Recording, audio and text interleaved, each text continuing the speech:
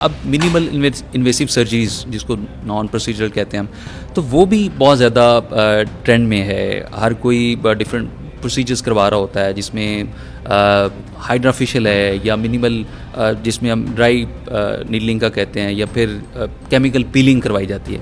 تو یہ کروانا کس حد تک ضروری ہے؟ کیا سمجھتی ہیں آپ؟ دیکھیں، ضروری تو پرائیورٹیز ہوتی ہیں. اگر میری پرائیورٹی میری اسکن ہیلتھ ہے تو میرے لیے وہ ضروری ہے، اور اگر میری پرائیورٹی نہیں ہے تو وہ نہیں ضروری. اگر کسی اگر ایفیکٹ کی بات وغیرہ کی یا کوئی اور اگر اس طرح کے ایشوز ہیں تو یس، آپ کو ان پروسیجر سے بہت فائدہ ہوگا. سب سے بڑا پروسیجر جو میرے خیال میں جو منیملی انویسیو کہہ لیں گے، نان انویسیو ہے، ایکچولی تو وہ نان انویسیو ہے. دس از ہائیڈرا فیشیل، جس کی بہت زیادہ ہائپ بھی ہے. تو یہ ایک پروسیجر ہے جس سے واقعی ہیلپ ہوتی ہے.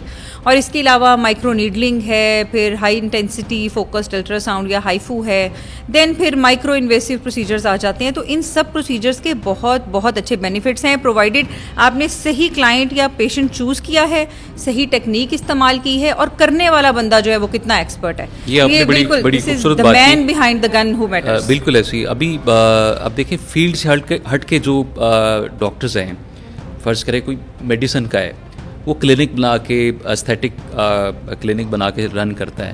اس کا کلائنٹ اور جو ایک پروفیشنل جیسے آپ کی جو ایکسپرٹیز ہیں وہ اسکن میں ہے، ڈرما میں ہے، اس میں کتنا فرق ظاہری بات ہوگا. بہت فرق. تو وہ لوگ آپ دیکھیں کہ وہ کس حد تک وہ اپنے کلینک کو رن کر رہے ہیں، اس تشہیر بھی اس طرح کی ہے. تو اس کو آپ کس اینگل سے دیکھیں؟ اس میں دیکھیں، بات وہی آ جاتی ہے کہ پڑھے لکھے بندے کی سوچ میں اور ان پڑھ بندے کی سوچ میں فرق ہوتا ہے. اگر میں نے صحیح کوالیفیکیشن اچیو نہیں کی اور میں اپنے سے اوپر والوں کو دیکھ کے یہ سوچ لیتا ہوں کہ میں نے ایک ایستھیٹک کلینک بنانا ہے اور رن کرنا ہے، تو مے بی میں کاروبار کی حد تک اس کو کچھ حد تک لے جاؤں گا اور جھوٹ سچ بول کے لوگوں کو کچھ تشہیر کر کے لوگوں کو بلا لوں گا، لیکن وہ لانگ ٹرم نہیں ہوگا. اس کی نہ تو میرا نام بنے گا، نہ ہی لوگوں کی زندگیوں میں میں کوئی واضح فرق دے پاؤں گی، اور نہ ہی پھر وہ اپنی رہتی عمر تک مجھے یاد کریں گے. And patient is a reference of the other patient, اور نہ ہی وہ میرے پاس مزید کلائنٹس بھیجیں گے. تو یہ ایک ببل ہوگا جو کبھی نہ کبھی ضرور پھٹے گا.